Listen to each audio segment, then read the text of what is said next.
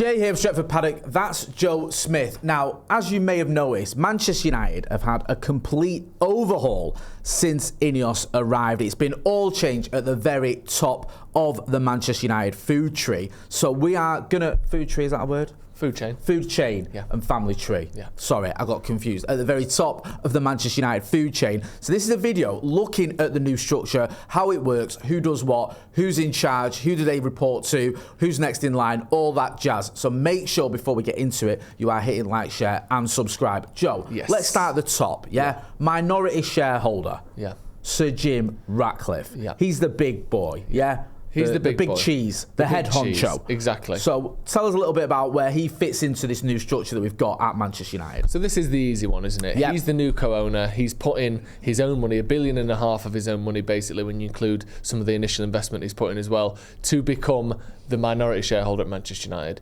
However, as I'm sure a lot of people know, it's not just the stake of a case of minority shareholder, therefore minority in terms of control. He has been handed over full control of the footballing side of Man United. And if you hadn't noticed, Man United is a football club. So that kind of footballing side kind of counts for everything.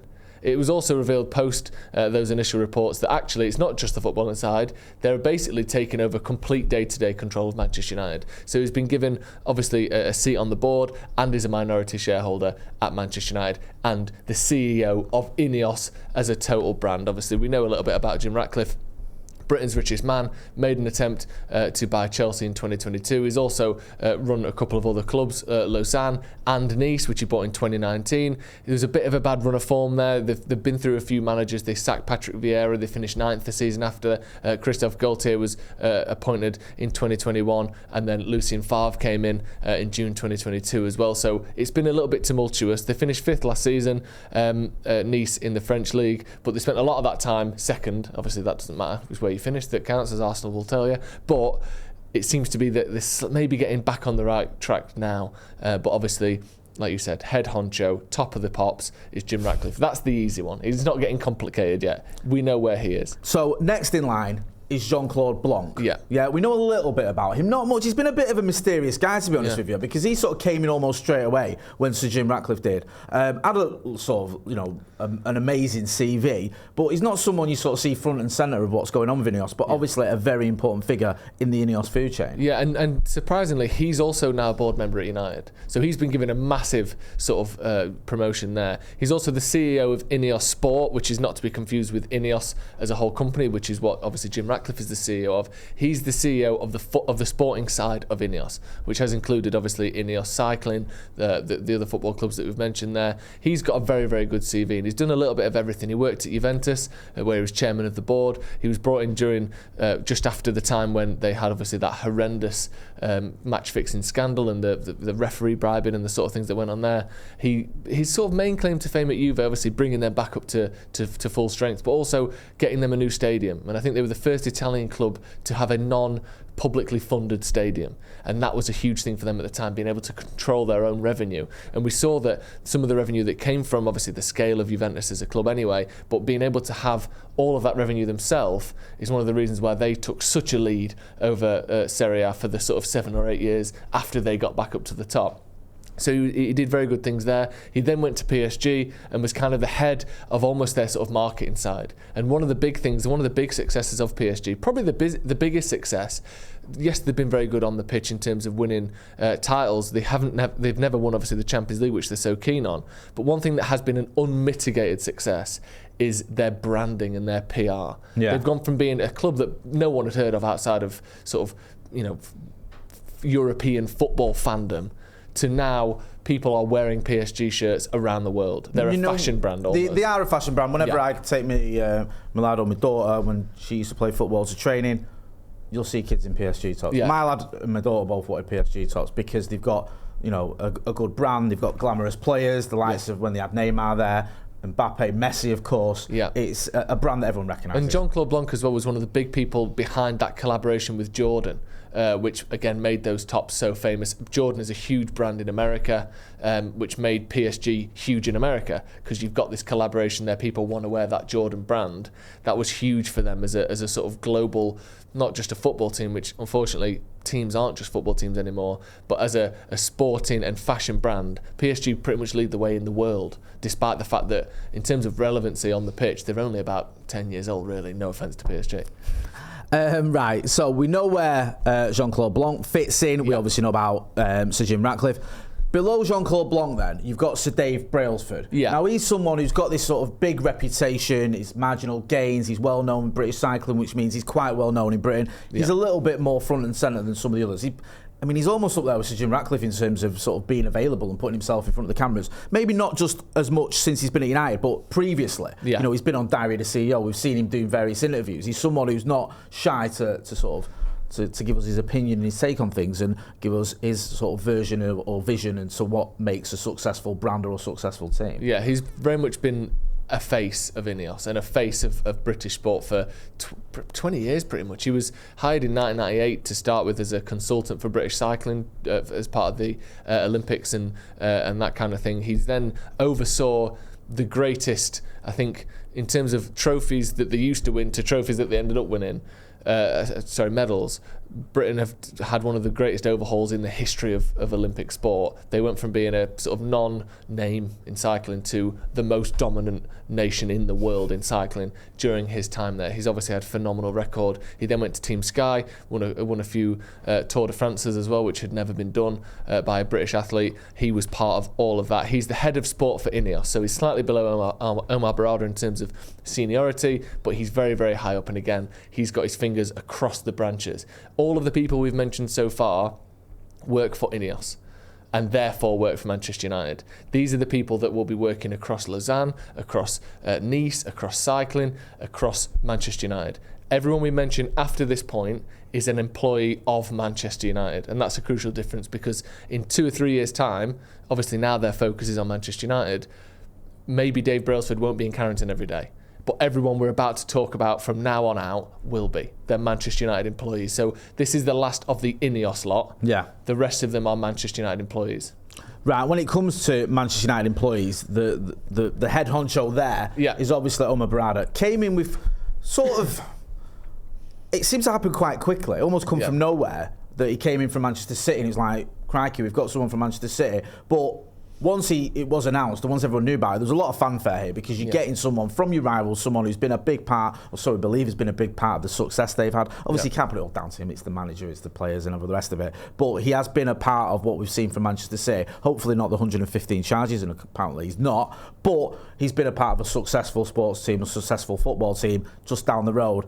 A bit of a coup, getting him at Manchester United. Where does he stand in his structure and what's his role? He's the CEO of Manchester United. He's doing the job that Ed Woodward was doing. He's doing the job that Richard Arnold was doing. Now, as we all know, Ed Woodward basically had freedom to roam across Manchester United. He was everything from the CEO to the sporting director to the head of recruitment to the negotiator when we're talking about contracts. Ed Woodward's remit was the widest pretty much of any CEO in modern football.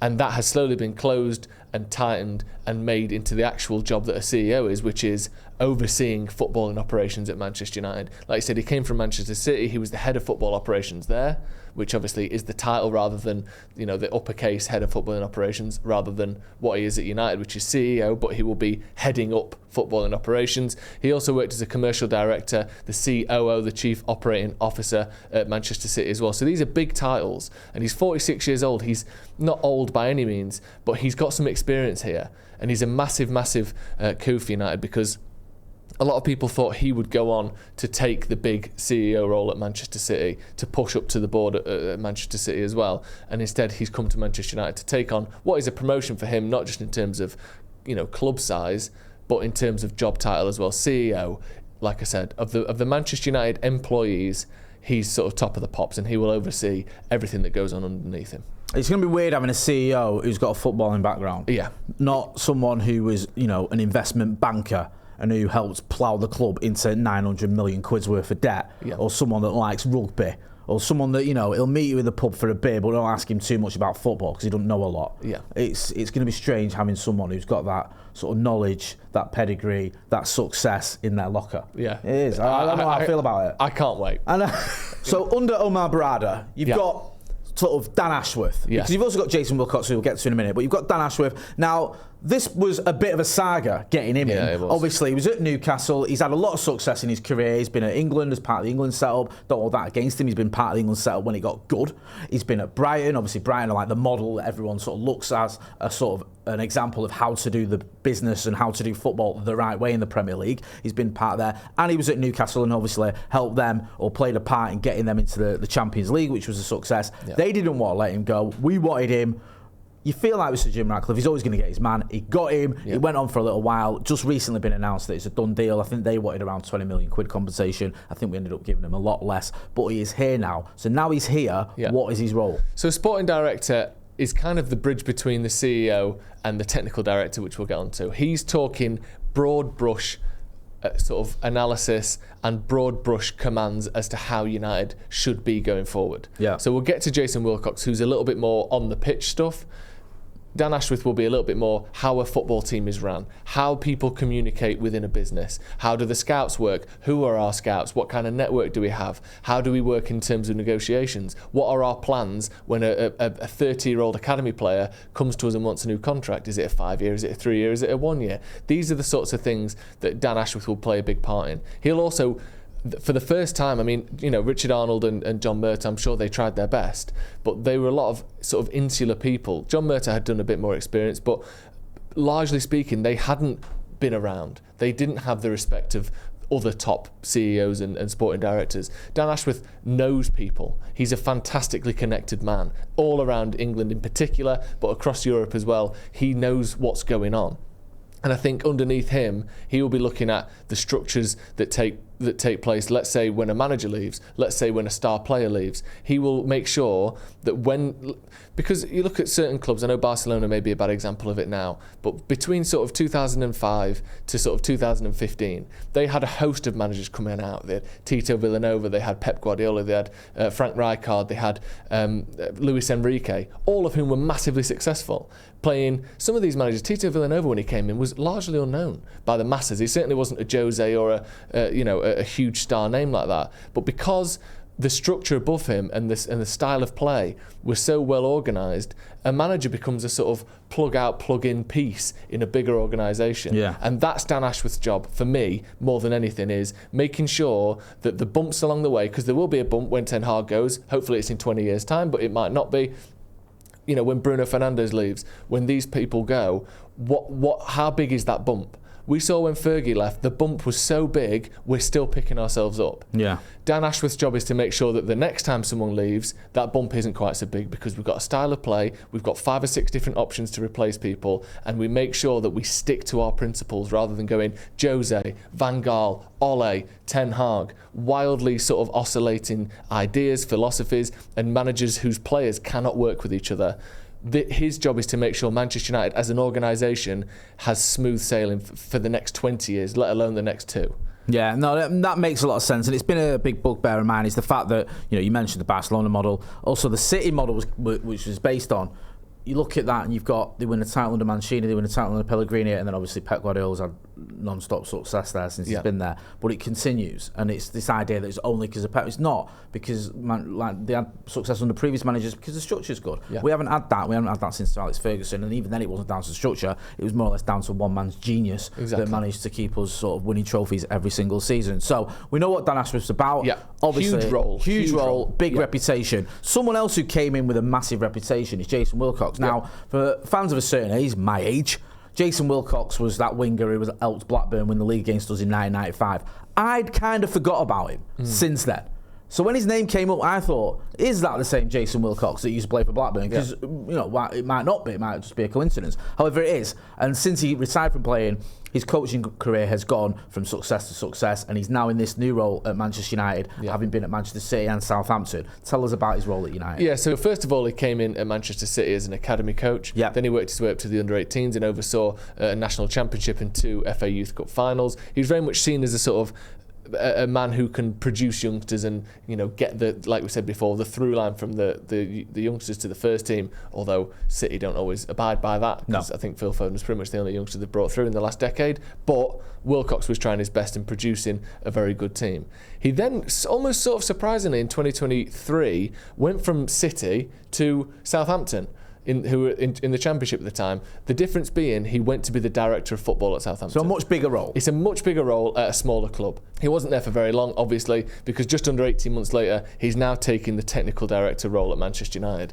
Now, the technical director role, as far as I understand it, and from what the research that we've done, is Dan Ashworth is looking at slightly broader stroke stuff.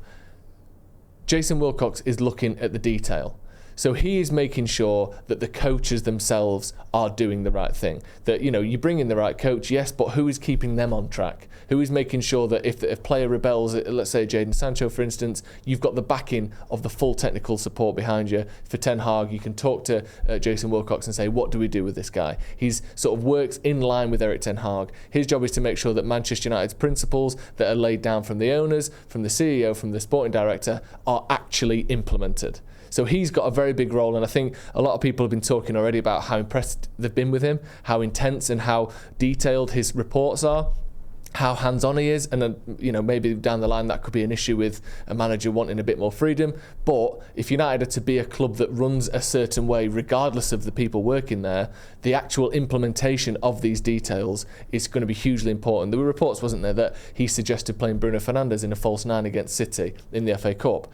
That isn't the role of a CEO to do that. No. That isn't the role of the Glazers or the owners. You hear at some clubs, owners coming in the dressing room saying, you're playing this guy. Jason Wilcox will have a bit more of a hand in that sort of thing. Personally, I don't want him picking the team, but I think giving suggestions as someone who's played at the top level, has coached at the top level, and who has then got the sort of experience slightly above that, him giving suggestions and ideas to Ten Hag and making sure we actually stick to these principles that have been laid down, that's what he's here to do. And I think by the sounds of it, and you're not going to get reports in the first few weeks saying that he's crap and no one likes him, but the rumours and the words that we're hearing from Man United, or that you see on social media from Manchester United, is that he's very, very impressive. And obviously you want that. You want people who are good at their jobs. And, his job is to make sure we do the things that we think and that we say we're going to do. Can I just tell you something as well? Go on. All right. At the FA Cup final, I was sat. I mean, this is almost meaningless, but it's just a little bit of insight. A little bit of insight. Yeah. It intrigued me, and I hope it intrigues you guys as well.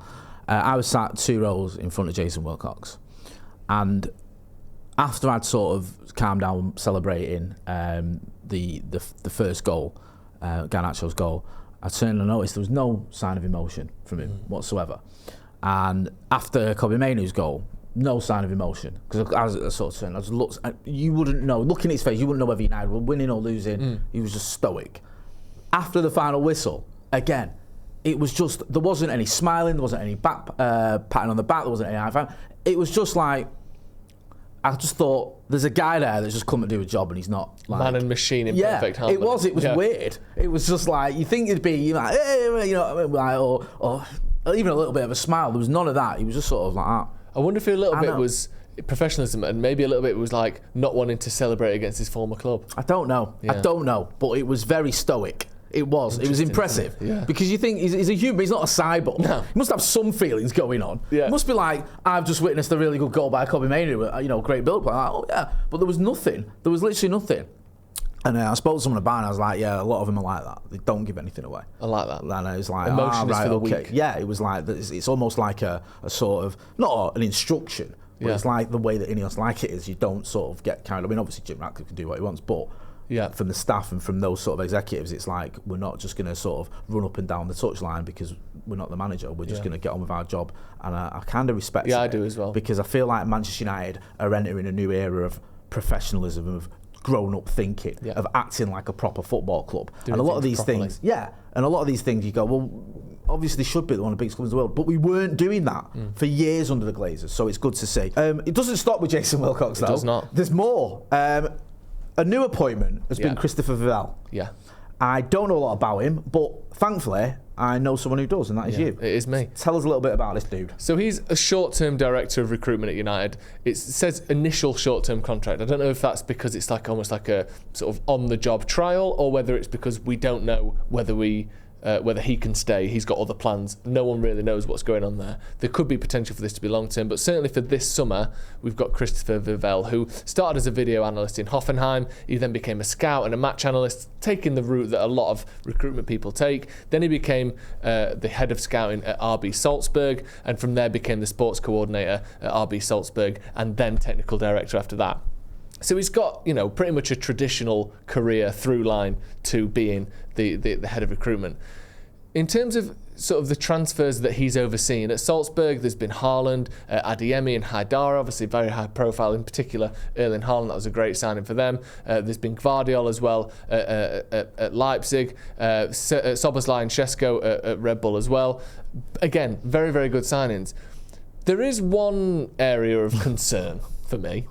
He was the technical director at Chelsea in 2022. I feel like Chelsea Football Club is just like this great big black hole sucking the life out of everyone's career that comes near it. And he's done well to survive, not just survive that, but end up at Manchester United. But I want to go through some of the people that were bought, because obviously that's a list of some of the top transfers that he oversaw at other clubs. I want to go through some of the list of the people that were bought while he was at Chelsea. How long have we got here, man? This can't be that long. I'm going to rattle through these because, yes, there's been some decent signings at Salzburg, at Leipzig. This Chelsea window may go down as the worst transfer window in the history of football. So they signed in this window for a total of €630 million, one of, if not perhaps the biggest transfer window of all time, the likes of Enzo Fernandez. Okay, good player. All right. Okay. Not worth €120 million. No, not at all. Wesley Fofana for €80 million. I got a lot of stick when I questioned that one. Yeah. When we were linked with him, and I said 80 million, closer to 8 million, considering he's always injured, and he's been injured since he got there. They got Michaela Mudryk for €70 million, who has been utterly horrendous. They got Mark Cucurella for €65 million, Raheem Sterling for 56, Kedu Koulibaly for 41 million, Benoit Badiashile for 38 million euros, Noni Madueke for 35 million, Malo Gusto, who's been actually all right for him, for 30 million euros, then Chukwuemeka, Aubameyang, a handful of other players. They got João Felix on loan with an €11 million loan fee. Denis Zakaria, another one who they brought in. We were linked with him €630 million later. That for me is one of the worst transfer windows any club has ever had, which has to be mentioned. If we're going to mention all the good signings that he's been part of, we have to mention the utter disaster that he was also there for. Maybe that's why he's on a short-term contract. Maybe. Because they've gone, all right, you've got to prove yourself here, son, because you've just had an absolute stinker. Yeah. I don't know what goes on at Chelsea, and I don't know how much influence or how much say he's had in those transfers, because it felt very much like Todd Boehly was playing Championship manager. That's absolutely to paraphrase Gary Neville. Yeah. Like, it just felt like he was just going, look, get him. Oh, I've just seen him on FIFA, get him. Oh, I watched him on the telly the other day, he was mint, buy him. Yeah. He's going to cost 80 million, don't care. Arsenal are in for him, get him, but he's not very good. I don't care, I want him, Arsenal want him, we've got to get him. It was insane. It was. So I don't want to be too harsh on this kid, because he might have been swimming against the tide here in terms of Chelsea transfers. Yeah. But we can't completely ignore that he was part of, as you've said, and I think you're right, the worst transfer window in history. Yeah, exactly. Who we got next? Right. Who's next on your list then? Because it doesn't end there. There's obviously more. Now we get to someone who we know, we don't need to go into him too much. Erik ten Hag. Yeah, the manager at Manchester United, first team coach, head coach, whatever you want to call him. We know what he does, we know what he's about, but the crucial thing is what's just happened underneath him. We've got Mitchell van der Gaag again, assistant, who we already know about. We've got Steve McLaren, who we already know about, but there's a couple of new faces in there. Just quickly on Erik ten Hag, though, I think it's worth mentioning, because when he came in, there was obviously he had a certain remit, he had a certain ability in terms of the scope of his job, what he could do, how heavily involved in transfers he was. We know that. We saw the sort of the proof of it was when we went and bought half the Dutch league. We paid a lot of money for certain players that he obviously wanted, and from what we gather, he was given that sort of authority. A lot of that has been taken away from him, from what we understand, is that some of the people you've already mentioned are going to have more of a say, and it's not just all on the manager like it has been. So it has slightly changed his role under Ineos. It's worth noting that. Yeah, definitely is worth noting that. And he also said publicly that the conversations he had with Ineos about the future, they were very much aligned in their thinking. Yeah. So we've got to hope that he sort of understands as well that, like you've said in previous videos, there was rumours that Ten Hag was reporting directly to the CEO. Insane. The manager should not be reporting to the CEO. The CEO's got such a wide and vast kind of oversight of the club. That shouldn't be going straight from him to the pinpoint precision that is the head coach. now we've got 2 or 3 layers in between that can sort of buffer any decision making, but also have people who are actually football people conversing with Ten Hag about these decisions, rather than going to a business bloke 5 notches up the ladder. It just makes sense now. You don't even see that in completely amateur football. No, you don't. Usually the manager goes straight to the CEO. No. Like, even they have some sort of buffer. So it was just ludicrous that was going on at Manchester United. New additions. We'll start with Van Nistelrooy. Yep. He's coming in as a coach. We know who he is. We've just done a video going in depth about him, about his role, about what he's going to bring to the table. But it's good to see someone with that experience of being a top-level footballer, of having good experience as a coach and having success, let's not forget, and someone obviously the manager knows and wants to work with coming into the setup. Yeah, absolutely. Like I said, the full details, we put a video out yesterday about him and Rene Hake as well. But he's a very experienced coach. He's been a head coach in the past, won the Dutch Cup with PSV, finished second in the Dutch League with them as well, and won the Dutch Super Cup, which is sort of their Community Shield equivalent. So he's an experienced and, trophy-winning manager, and to get him as a coach for me is a big coup. So I'm very excited to see Ruud van Nistelrooy in there alongside Rene Hake, who's another.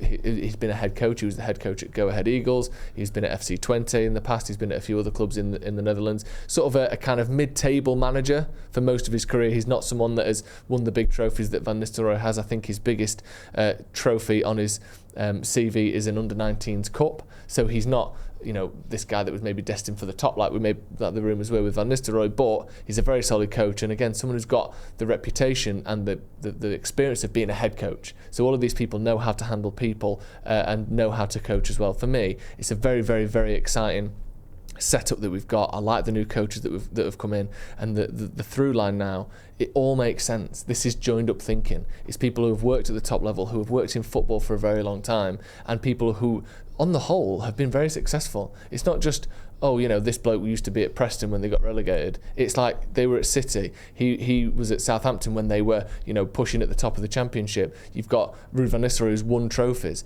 You've got Omar Berrada, who was at Manchester City when they were successful. You've got these people at Ineos even, who just happen to be the owners, but were also hugely successful in cycling, have done pretty well at Nice as well, although they were sort of finding their feet there a little bit.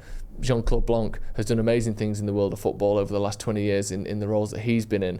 Man United are a very, very exciting prospect now. And for me, it may take a year or 2 or 3, but there's no way we don't see improvements on the pitch because of the structure that we've just laid out. No, I agree. And you mentioned it there. When you were talking us through that and the structure and the people, we mentioned this on the other video, all of them have got that experience. All of them have earned the right to get to Manchester United. Yeah. It's no coincidence. There's a lot of similar ages here. I think Hake, Ashworth, Eric Ten Hag, we mentioned this on the other video, Berrada, they're all of a Jason Wilcox. I think they're all of a very similar age where they've had sort of 10, 15, 20 years experience of sort of doing the business, progressing, and then getting to the point where they've landed at Manchester United Football Club. And it very much feels like they've earned the right to get to Manchester United Football Club because of their achievements, because of their experience, because of their success. They've not just been handed it because of nepotism or their mates with someone. That's not how it's done at Manchester United, so it would seem under Ineos. And I'm all about it. And the structure feels right, the personnel feels right. Now they just need to get the players right. Really exciting. Very, very exciting, actually. And this is what we wanted when we thought Ineos were coming in. This is exactly what we wanted, and I think the people and the personnel they've brought in are, as good as anyone in the world. I remember seeing a quote a few years ago, many years ago, and it was from Graham Souness. And he said, I remember saying when he was at Liverpool, if that lot down the road ever get their act together, we'll be in big trouble. That was when Liverpool were in everything in the 80s. And I feel like some of our rivals might be looking at that and going, if United have got their act together, we could be in trouble, because no matter what anyone says, we're still the biggest club in England by a country mile. And if we have got our act together, and it seems like we are, then hopefully that's going to lead to some success. Joe, it's always a pleasure, never a chore. Thank you for that. Go and check out Joe and the Sloppy Joe's podcast. You know where to find me. Go and check out the other video as well that me and Joe did, where we looked at Rene Hake and obviously Ruud van Nistelrooy too. Make sure you are hitting like, share and subscribe. I want to get to 800,000 subscribers by the beginning of next season. Thanks for watching.